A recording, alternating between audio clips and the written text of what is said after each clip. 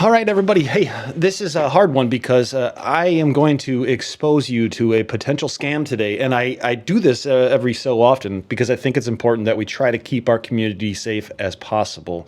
And I say a potential scam because even though I have some objective-ish evidence, I'm really on a subjective base here. And so I'm going to present to you my what I call subjective evidence, and I'll let you be the judge of this. But more importantly, I thought it was very important to get this out so that you don't get scammed. And if you already did, maybe you could take actions to protect yourself before it's too late. So basically, on the last couple of days here, there's been a message with a lot of radio equipment that's been going around from a gentleman in Texas. And he's selling all this equipment at a pretty reasonable price, a pretty good deal, because he's moving to Australia. And I guess that's not completely not out of the question, right? But as we continue to look and we look at the list of equipment, then we look at his call sign, we recognize that his call sign, I'm not going to say it because I don't want to bring more attention to this, but his call sign at that point, he's only been a licensed ham and is a technician. The individual who I believe is actually being falsely represented, it's probably not him, but somebody using his call sign.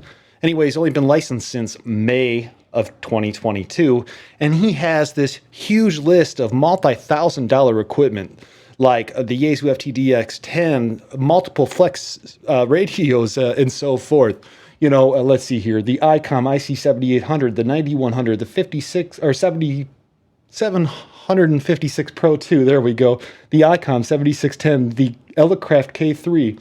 You have a list that's about 20 different radios, and he's moving to Australia. Now, number one, if you are a ham radio operator who's a technician, you have generally little use for all those radios. But furthermore, it then kind of goes out to the fact that let's see. Why would you actually purchase all of those radios within the last year if you were planning on moving to Australia? Things happen, I get that. But then if I take a look further on down here, there's a phone number attached to it. Now, the person who's being scammed, as I mentioned, is in Texas. But the phone number is a burner phone that traces back to Nebraska. So now what we're starting to see is this long list of equipment from a guy who's only been licensed for a year.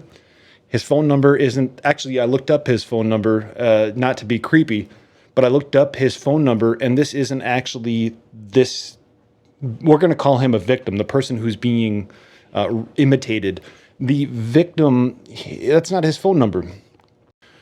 Yeah, so we start to see all these interesting things. Great prices, a large list of radios for somebody who is kind of licensed for a very short amount of time and who doesn't even hold a license, which would really make that equipment effective.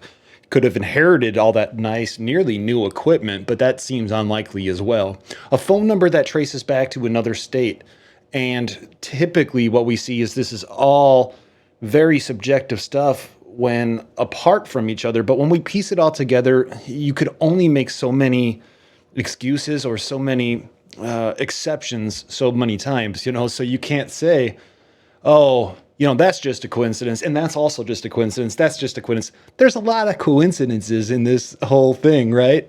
But I'm going to get my equipment. So I don't know exactly how many people have fallen for this and whether or not he's taking PayPal or if it's a money order. I'm trying to find all that out. But if you did purchase any equipment from this individual, and I'm going to show a list, but I block out the call sign. Let me know in the comments below. But more importantly, I believe you need to do something to protect yourself and try to get your money back now. I recommend that you share this out to other people, or just at least let those forums that everybody's part of know. Because I was advised of this by a local amateur radio operator in some forums saying, hey, this might be a scam. And as soon as he said that, that's when I started to look into this as well. And I would agree.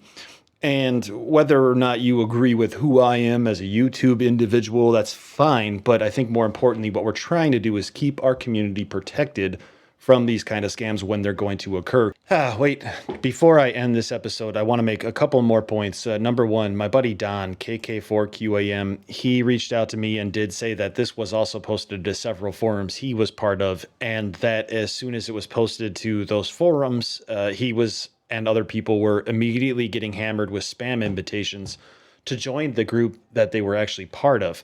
And so, what we recognize here is this actually may be a phishing attempt to gain access to your credentials so they, have unauthorized access to your email and so forth. Be very careful while clicking any links that you might have got from this. And I did try to reach out to this individual, what I believe to be a scammer. At this current moment, I haven't heard anything back. But of course, if I do, I'll let you know whether it's in the community tab of my YouTube page or if I have to make another video, I will. But regardless, thanks for watching. Let's try to keep our community safe together and, like it if you like it. If you don't. Thanks a lot for watching.